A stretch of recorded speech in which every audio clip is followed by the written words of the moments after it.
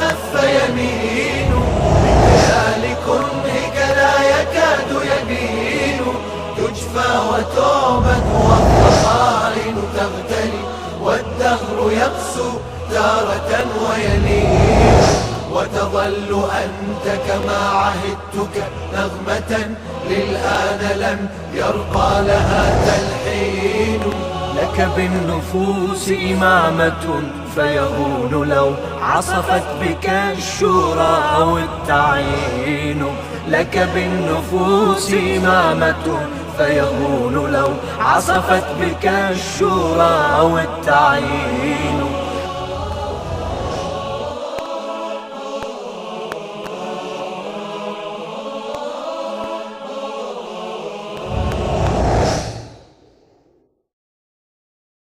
بسم الله الرحمن الرحيم الحمد لله رب العالمين ثم الصلاة والسلام على أشرف الأنبياء وأفضل المرسلين سيدنا ومولانا أبي القاسم مصطفى محمد وصلى الله عليه وعلى أهل بيته الطيبين الطاهرين المعصومين.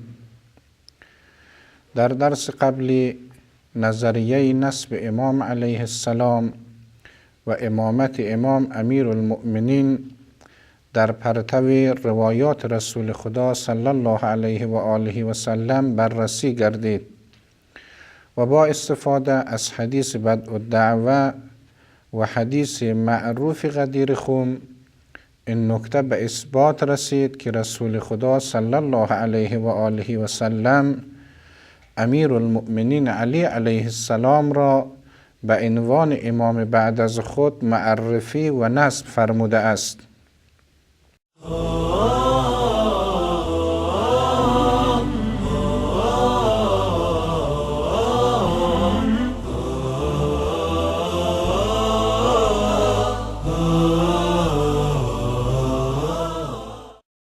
در این درس مهمترین اشکالات نظریه مخالفین نسب را به محضر شما عزیزان مطرح و بررسی میکنیم. مستحضرید برادران اهل سنت با نظریه نسب امام مخالف هستند و معتقدند که رسول خدا صلی الله علیه و آله و سلم برای بعد از خود کسی را به عنوان امام معرفی نکرده است. در همین راستا معتقدند که روایات نسب امام علی علیه السلام مشکل دارند.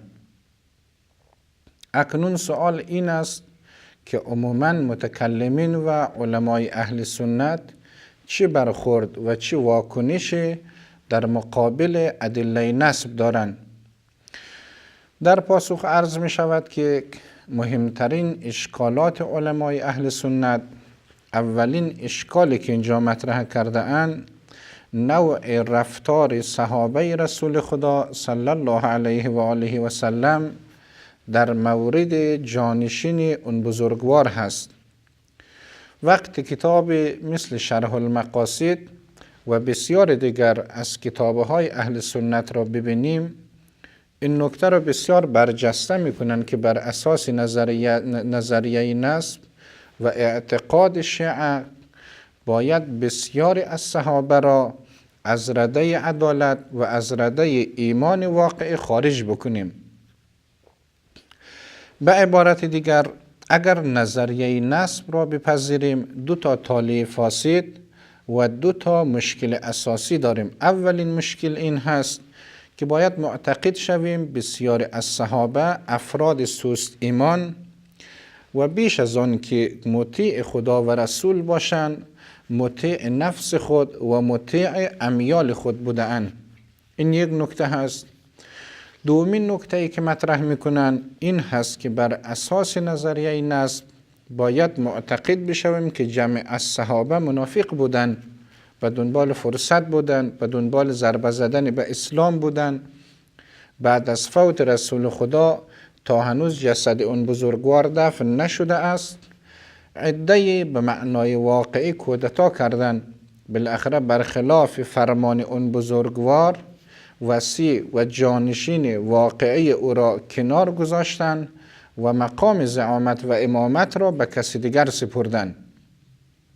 با توجه به اینکه رفتار صحابه چه از منظر قرآن و چه از منظر روایات و چه از منظر تاریخ قابل دفاع هست، بنابراین باید رفتار صحابه را، شخصیت صحابه را قرینه فهمی این روایات رسول خدا قرار بدهیم. صحابه بدون شک جانگذشتگی های زیادی در راه بسط و گسترش اسلام و آرمان رسول خدا صلی الله علیه و آله و سلم انجام دادند. بسیار شهید شدند، بسیار زخمی شدند، از اموال خود گذشتند، زحمات طاقت فرسای را متحمل شدند. بنابراین اگر ما بیاییم نظریه نسب را علم کنیم و معتقد شویم، پس باید تمام این صحابه یا اکثریت صحابه را زیر سوال ببریم. قرآن کریم اصحاب رسول خدا صلی الله علیه و آله و سلم را مدح فرموده است. رسول خدا اصحاب خود را در کنار امیر مؤمنان علی علیه السلام احترام میکرد. از نظر تاریخی هم جنگ‌های متعدد میان جبهه اسلام و جبهه کفر واقع شده است. این صحابه بودند که قد علم میکردند، صحابه بودند که شمشیر میکشیدند، صحابه بودند که در جنگ‌های مختلف حاضر میشدند از آرمان رسول خدا، از پرچم اسلام و از افکار رهابخش رسول خدا صلی الله علیه و آله و سلم دفاع میکردند.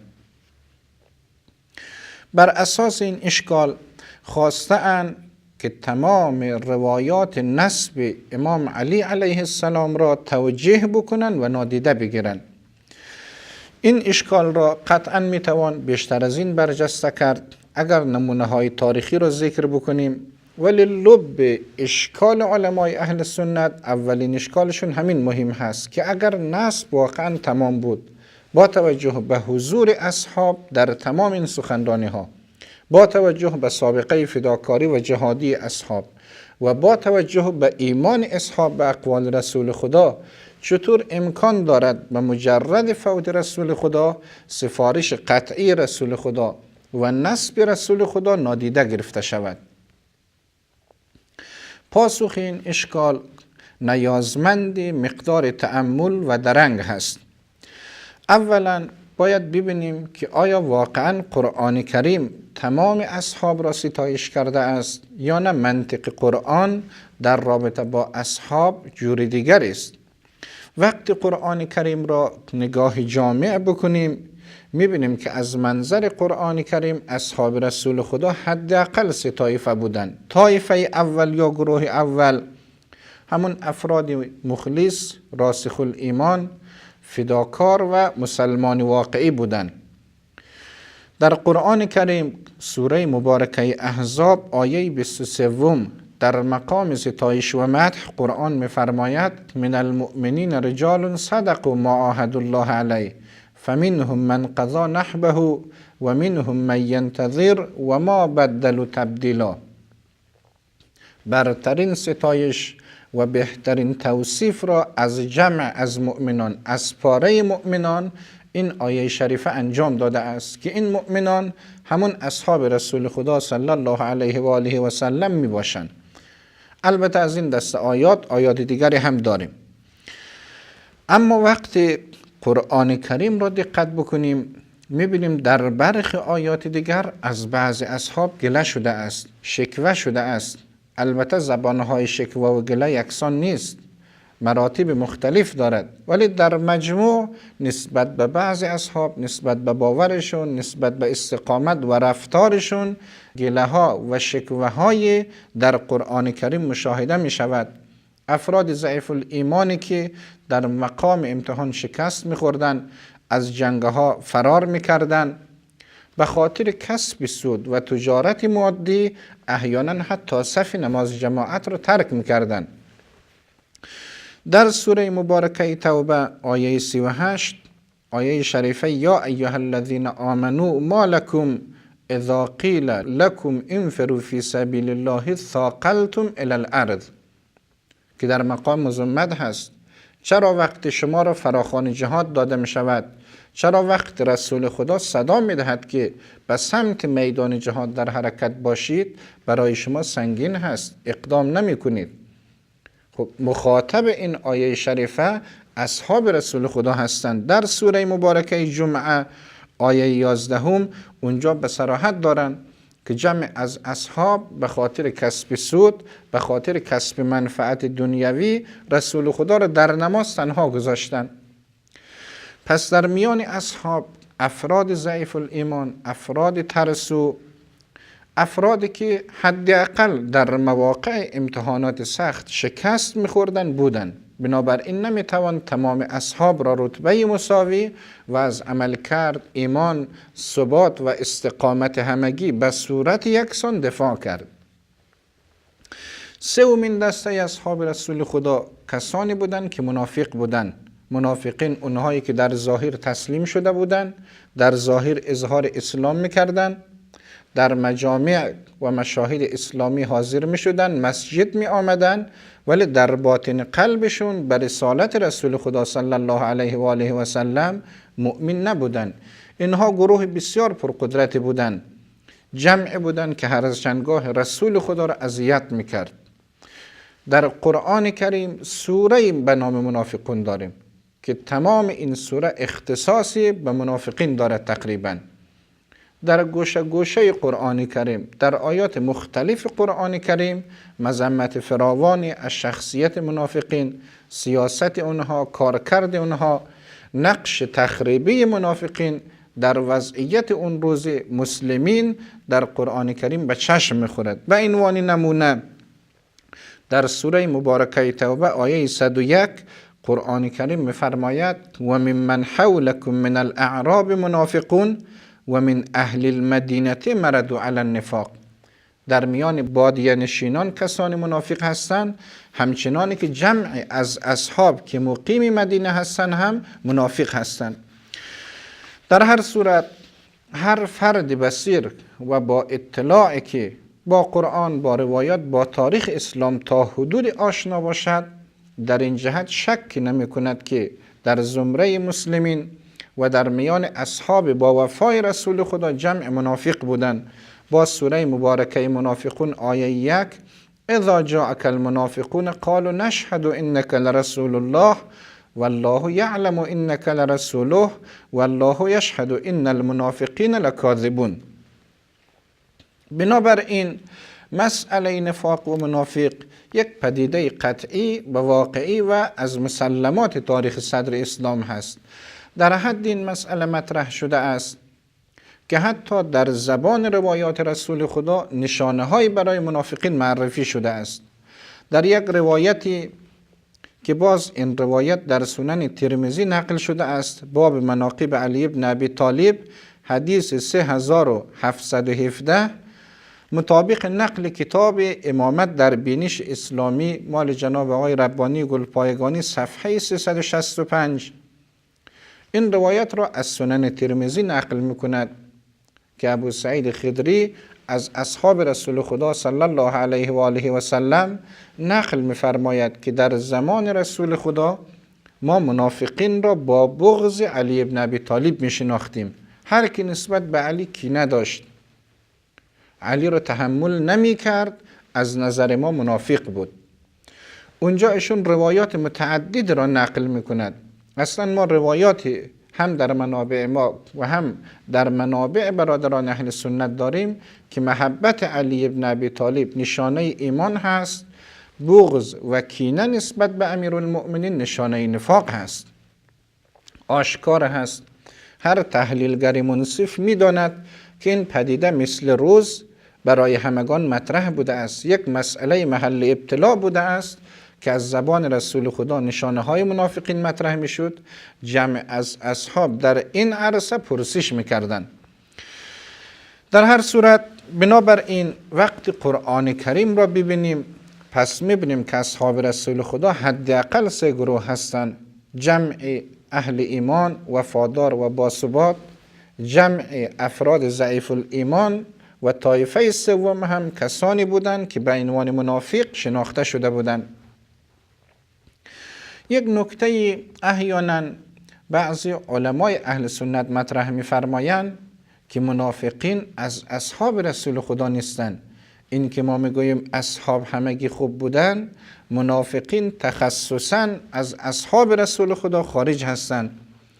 ولی حقیقت این هست که اگر ما تعاریف علمای اهل سنت را از اصحاب ببینیم و حتی بعض روایات رسول خدا را ملاحظه بکنیم، میبینیم که بر منافقین اطلاق صحابه شده است. در تعاریف ابن حجر در کتاب معروف الاصابه فی تمییز الصحابه اینجوری تعریف میکند که من لقی النبی مؤمنا به و مات علی الاسلام، کسی که رسول خدا را ملاقات کرده باشد، ایمان آورده باشد و بر ظاهر اسلام بمیرد، او صحابه هست. خب منافقین کسانی بودند که رسول خدا را دیده بودند، در ظاهر اسلام آورده بودند و در جهان اسلام با ظاهر اسلام فوت کردند. بنابراین بر اساس این تعریف مشهور و بر اساس برخی روایات که باز میتوان به همون کتاب امامت در بینش اسلامی صفحه 365 مراجعه کرد، به راحتی انسان مطمئن می شود که منافقین جزئی اصحاب رسول خدا بودند. در هر صورت اگر منافقین را هم جزء اصحاب رسول خدا حساب بکنیم، پس در نتیجه اصحاب رسول خدا 3 گروه بودند. بر فرض اگر منافقین را از اصحاب خارج نماییم، حداقل تمام اصحاب عملکرد قابل دفاع نداشتند. جمع انسانهای وارسته و مهذب و شایسته بودند، در حالی که جمع دیگر از اصحاب انسانهای ضعیف الایمان و بنیه‌های اعتقادیشون سست و لرزان بود.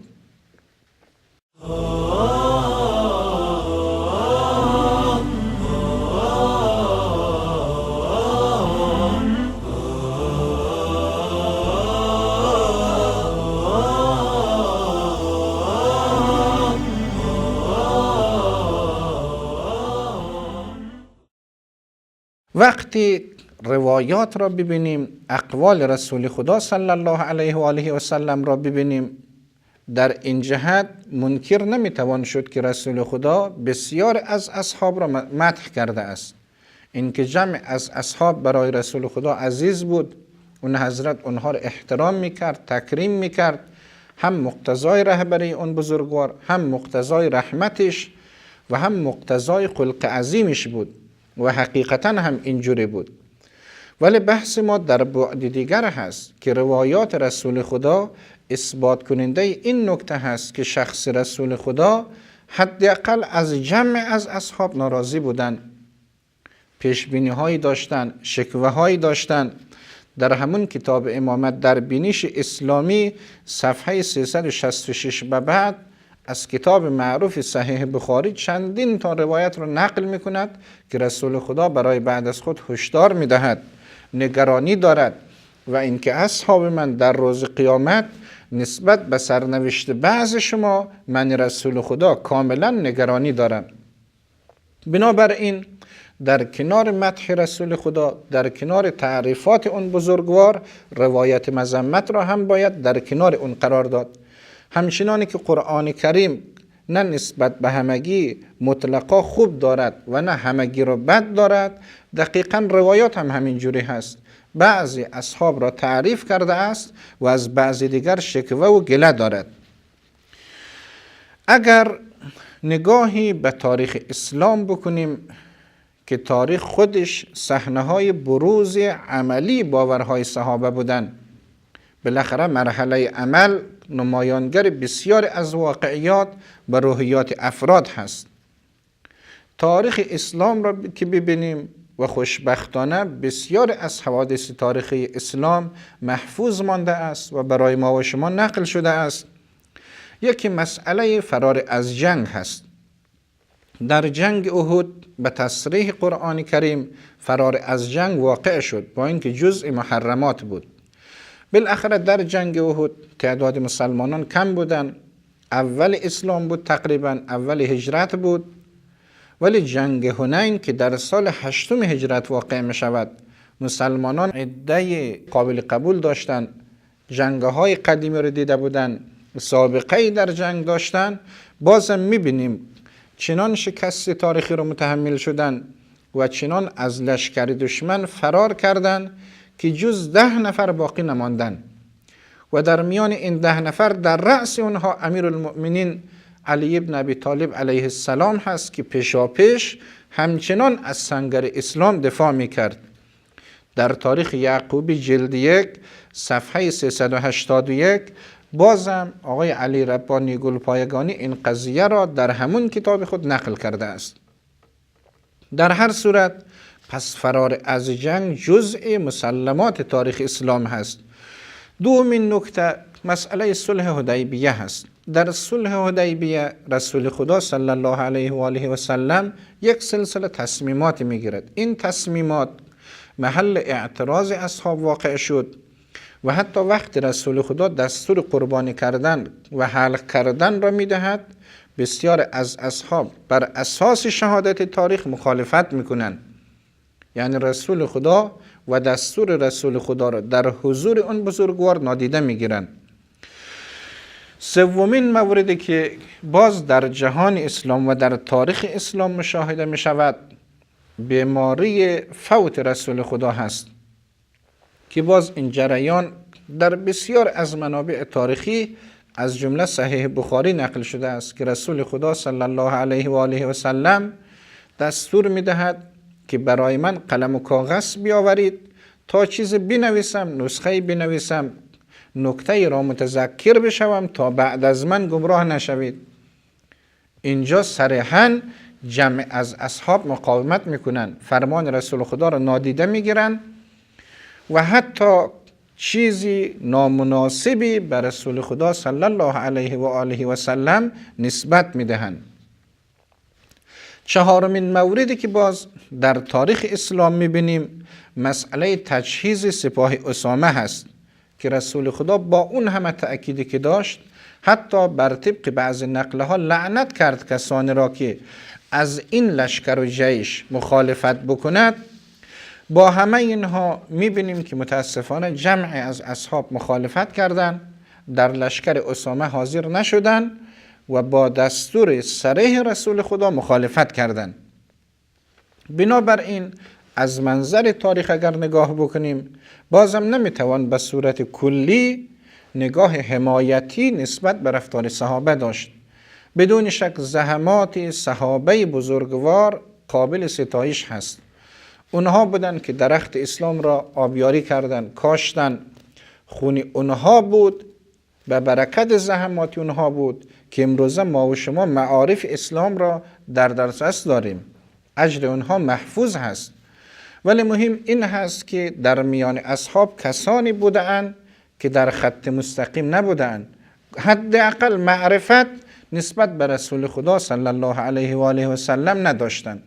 بنابراین این که بیاییم عملکرد صحابه را، رفتار صحابه را دلیل تأویل نصوص قرار بدهیم، بیاییم روایات نسب امام علی علیه السلام را بر اساس عملکرد صحابه توجیه بکنیم، منطق علمی و منطق قابل قبول ندارد.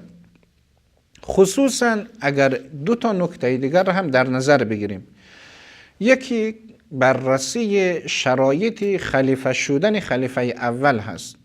احیانا اینجوری را می شود که یک مجلس شورای تشکیل شد، اهل نظر و نخبگان جهان اسلام جمع شدند، تبادل نظر داشتند، تبادل افکار داشتند، با فکر آزاد و رأیگیری آزاد خلیفه اول را به عنوان خلیفه معرفی کردند. این یک چهره هست، چهره‌ای که با واقعیات تاریخی سازگاری ندارد. وقتی آدم شرایط انتخاب خلیفه اول را می‌بیند، از مسلمات تاریخ هست که جمع از مسلمان ها اونجا بودند، نه کل از مسلمان ها. شرایط آزاد نبود، شرایط تهدید بود، جو اتهام و وحشت بود و خود اون جمعی که اونجا حاضر بودن نسبت به همدیگر سخنان ناروایی استعمال کردن، همدیگر رو تهدید میکردن. از اون بدتر در میان حاضرین در جلسه صحبت‌های مطرح شد که برخلاف مسلمات اسلام بودن، مسئله عصبیت قومی، مسئله نژادی، این چیزها، اختلاف اوس و خزرج، مسئله قریش و غیر قریش، مسائل اونجا مطرح شد که بسیار از حقایق اسلامی رو اونجا نادیده گرفتن. لذا در همچو فضای وقت انسان دقت بکند میبیند که فضای آزاد نبود. واقعا یک جلسه آزادی که بر اساس تبادل فکر و بر اساس مشورت بوده باشد، متاسفانه همچو چیزی در صدر اسلام به وقوع نپیوست. نکته دوم دیگر باز تقریبا از مسلمات تاریخ اسلام هست که جمع از صحابه بسیار از روایات رسول خدا صلی الله علیه و آله و سلم را تأویل میکردن. به عبارت دیگر به عللی به مصالحی که خودشون میرسیدن به ظاهر قول رسول خدا و دستور صریح رسول خدا را نادیده میگرفتن. جریان 3 طلاقی که امروزه در فقه برادران اهل سنت مطرح شده است، کسانی که اهل تحقیق باشند میدانند که این بعد از رسول خدا در فقه اهل سنت راه پیدا کرده است، در حالی که در زمان رسول خدا صلی الله علیه و آله و سلم حکم 3 طلاق در یک مجلس به منزله طلاق واحد بوده است. با توجه به فرصت کمی که این سلسله دروس در اختیار ما گذاشته است، راجع به تأویل نصوص از شما عزیزان خواهش می شود که کتاب شریف الاجتهاد و النص مرحوم علامه شرف الدین و همچنین کتاب‌های دیگری که در این عرصه نوشته شده است، از جمله کتاب المراجعاتشون در بعض قسمت‌هایش با استفاده از منابع تاریخی معتبر موارد متعدد را به اثبات رسانده است که حکم و فرمان مسلم رسول خدا به علل بر اساس مبانی که خود اصحاب داشتن نادیده انگاشته میشد. پس با توجه به تأویلات تاریخی اصحاب و با توجه به شرایط انتخاب خلیفه اول و با توجه به اینکه بر اساس داده های قرآن و سنت اصحاب یک دست نبودند، حکم یکسانی نداشتند، به هیچ عنوان نمیتوان نصوص خلافت را تأویل کرد و از مفاد صریح این روایات دست کشید.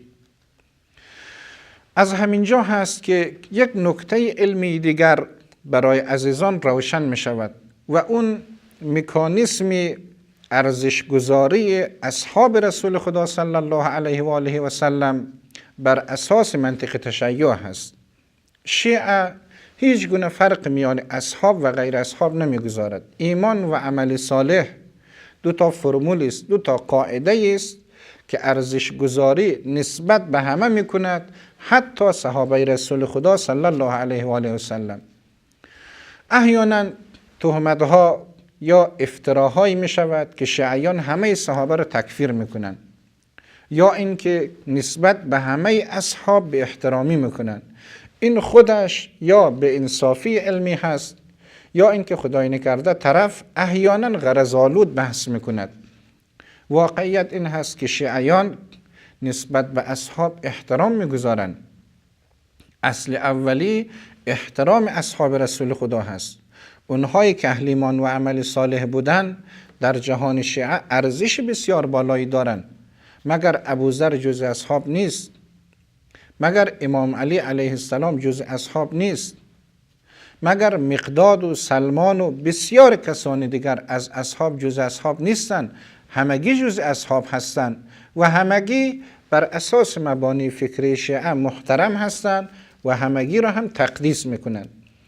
بنابراین مهم این هست راجع به هر کسی که ایمان و عمل صالح به اثبات برسد، وفاداری به آرمان و مکتب رسول خدا برایش ثابت بشود، از نظر شیعه محترم و قابل تقدیس خواهد بود.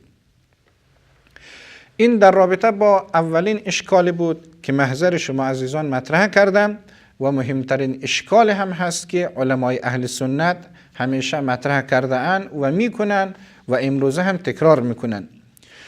دومین اشکالی که اینجا مطرح کرده اند، میفرمایند اگر واقعا امام علی منسوب رسول خدا بود و امام بعد از رسول خدا بود، پس چرا خود حضرت ادعا نمیکرد؟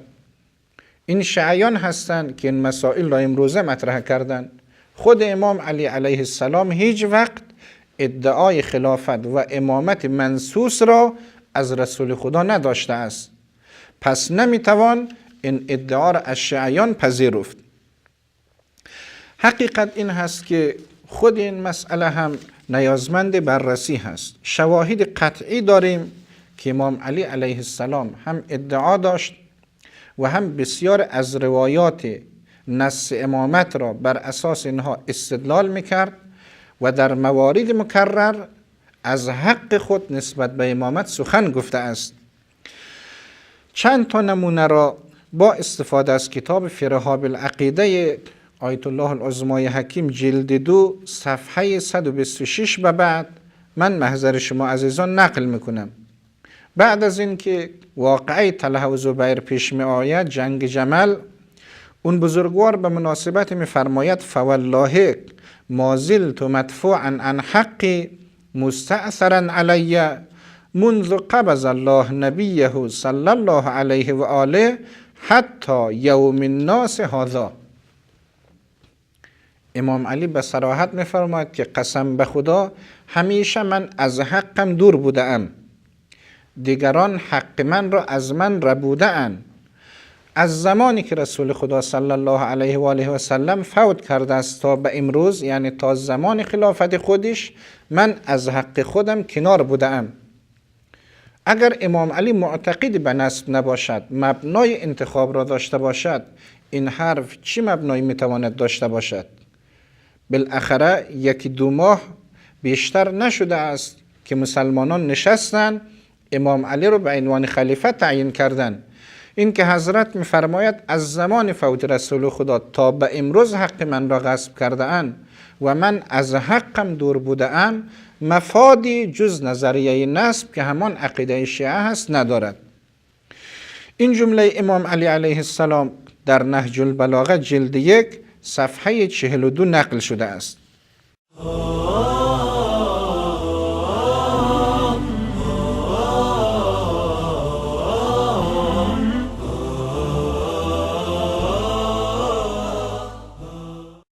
دومین موردی که حضرت بازم بر نظریه نسب تأکید دارد، میفرماید ان الائمه من قریش غرسوا فی هذا البطن من هاشم لا تصلح علی سواهم ولا تصلح الولاة من غیرهم. به صراحت میفرماید که از غیر بنی هاشم کسی نمیتواند به عنوان امام مسلمانان مطرح شود و خودش این جهت هم روشن هست که مصداقش در اون زمان کسی جز علی علیه السلام نبود. این جمله هم باز در نهج البلاغه جلد 2 صفحه 27 مطرح شده است. باز امام علی علیه السلام در نامه‌ای که به برادرش عقیل ابن ابی طالب علیه السلام می نویسد طولانی هست، در ذیل نامه دارد و سلبونی سلطان ابن امی، نهج البلاغه جلد 3 صفحه 61. و سلبونی سلطان ابن امی یعنی این قریش بودن که حکومت و سلطنتی که حق من بودن از من ربودن، همچو صحبتی همچو نکته چیزی جز نظریه نسب را نمیپذیرد. از اون صریح‌تر در جای دیگر امام علیه السلام میفرماید ایها الناس انکم قد ابیتم الا ان اقولها. ای مردم شما من را مجبور میکنید که من این نکته را متذکر شوم. و رب السماء والارض، قسم به خدای آسمان و زمین، ان من عهد النبی الامی الی، یکی از عهدهای رسول خدا با من این عهد هست، ان الامه ستغدر بک بعدی، که امت بعد از من با شما پیمان خود را می شکند، نقض می کند.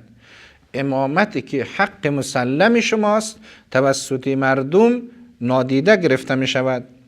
باز در شرح نهج البلاغه جلد 4 صفحه 107 ابن ابی الحدید این تکه را از امام علیه السلام نقل می کند. از این مرحله که بگذریم، امام علیه السلام باز در جای دیگر، یعنی در روزهای آغازین خلافت خود، سخنرانی دارد. در وسط این سخنرانی این نکته را دارد که فغصبونا سلطان نبینا، به صراحت حضرت مسئله غصب را مطرح میکند. شرح نهج البلاغه جلد 1 صفحه 307. در هر صورت باز در موارد دیگر حضرت علت سکوت خود را یادآوری میکند. این که چرا من حقم را دعوا نکردم، مسئله وقوع اختلاف میان مسلمانان، ریختن خون مسلمانان و این که بسیار از مسلمانان تازه مسلمان بودند و ممکن بود این اختلاف سببی از بین رفتن اصل اسلام شود. در هر صورت اگر عزیزان خواسته باشند این جهت مطالعه بیشتر داشته باشند، می توانند به همین کتاب فی رحاب العقیده مراجعه بکنند که ایشون موارد مکرر را از امام علی علیه السلام نقل می کند. از جمله در جای امام علی علیه السلام به صراحت می فرماید اول من جر الناس علینا سعد بن عباده، اولین کسی که مردم را واداشت تا حق ما را غصب بکند سعد بن عباده بود. این هم بازم در شرح نهج البلاغه جلد 20 صفحه 307 و 308 تمام سخنرانی را ابن ابی الحدید نقل میکند. در هر صورت حضرت آیت الله حکیم نزدیک 30 مورد از سخنان امیرالمؤمنین علیه السلام را از نهج البلاغه، از شرح نهج البلاغه و از منابع تاریخی دیگر نقل میکند که اون بزرگوار تأکید دارد که حق من غصب شده است. ابن ابی الحدید خودش به صراحت اینجا دارد که از متواترات تاریخ هست، یعنی این خبر جزء اخبار متواتر هست که امام علی علیه السلام ادعا میکند من بعد از رسول خدا مظلوم واقع شده ام و این که حق من بعد از رسول خدا غصب شده است. در جلد 9 صفحه 306 و بعد ابن ابی الحدید همچه تعبیری دارد. بد نیست من یک تکه از عبارت ابن ابی الحدید را در ذیل کلمات امام امیرالمؤمنین علیه السلام که در جلد 9 صفحه 307 ایشون فرموده است محضر شما عزیزان بخوانم: ولعمری ان هذه الالفاظ موهمة مغلبة علی الظن ما یقوله القوم. ابن ابی الحدید میگوید که این الفاظ را اگر ما ظاهرش را بگیریم، اگر بخواهیم بدون هیچ گونه تأویل این نصوص امام علی را ببینیم، ظاهرش همون چیزی است که امامیه و زیدیه معتقدند، یعنی این که رسول خدا برای بعد از خود امام علی علیه السلام را نصب کرده است و اون بزرگوار این ادعا را داشت. بعد ایشون اضافه میکند ولکن تصفح الاحوال یبطل ذلك الظن و یدرأ ذلك الوهم. ولی چه کار بکنیم؟ وقت رفتار صحابه را ببینیم، وقایع تاریخی را بررسی بکنیم، چاره جز تأویل این نصوص نداریم. این توهمی است که علمای شیعه و علمای زیدیه اینجا داشته‌اند. در هر صورت بررسی وقایع تاریخی و اون چی که در جهان اسلام واقع شد حقیقتا عکس این را اثبات میکند. اگر امت اسلام اساسش راه را که انتخاب کرده بودن راه درست بود، امروزه این سرنوشت را امت اسلام نداشت. این مقدار اختلاف فکری، این مقدار تشدد، این مقدار بدبختی هایی که ما در جهان اسلام ملاحظه میکنیم. بالاخره اسلام برای سعادت انسان ها، برای نجات بشریت، تعالیم و آموزه ها و کارکرد اسلام باید حیات آفرین باشد و رسول خدا هم نقشه اش نجات انسان ها بودن.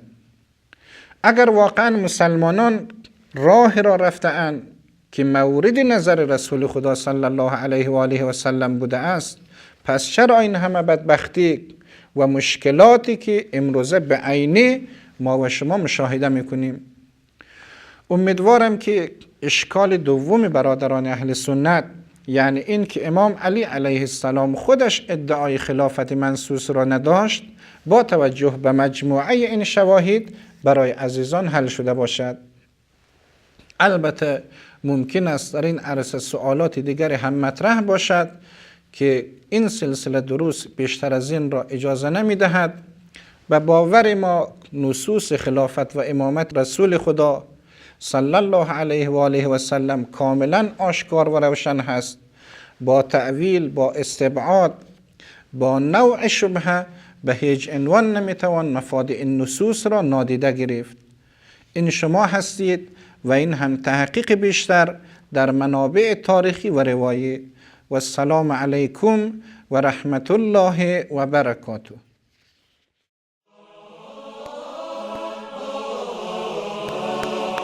قال يسار واستخف يمين بكيال كرهك لا يكاد يبين تجفى وتعبد والضغائن تغتلي والدهر يقسو تارة ويمين